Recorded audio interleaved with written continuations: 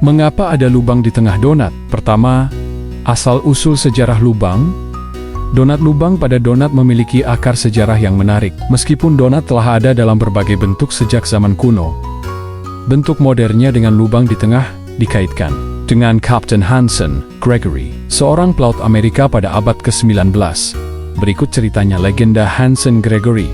Pada tahun 1847, Gregory merasa tidak puas dengan donat tradisional, yang bagian tengahnya seringkali masih mentah atau kurang matang. Untuk mengatasi masalah ini, ia menggunakan tutup laras tembak untuk memotong lubang di tengah adonan. Hal ini memastikan donat matang merata saat digoreng. Cerita ini menjadi populer dan dianggap sebagai awal mula donat berbentuk cincin. Catatan sejarah lain.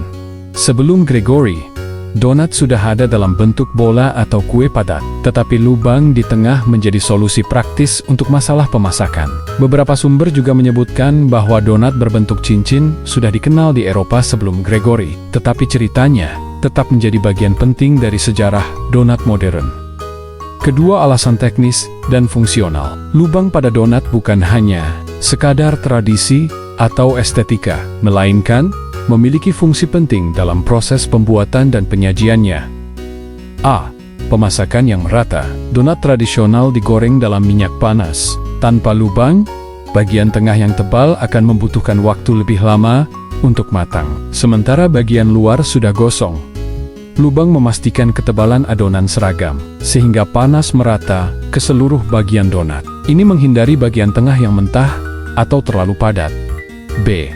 Efisiensi bahan dan produksi. Lubang mengurangi jumlah adonan yang digunakan per donat, sehingga lebih hemat bahan. Bentuk cincin memungkinkan donat digoreng dalam jumlah banyak sekaligus karena tidak memakan terlalu banyak ruang dalam wajan.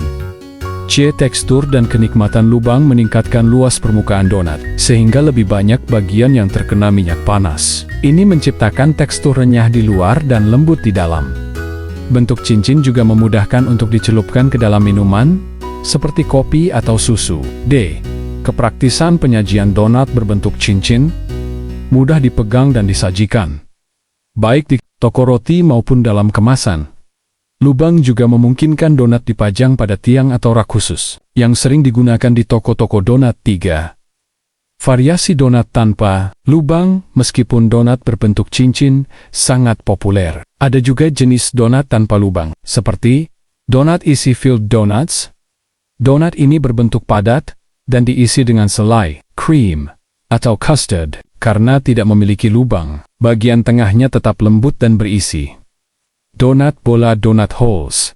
Potongan kecil adonan dari lubang donat tradisional digoreng secara terpisah, menjadi camilan kecil yang populer.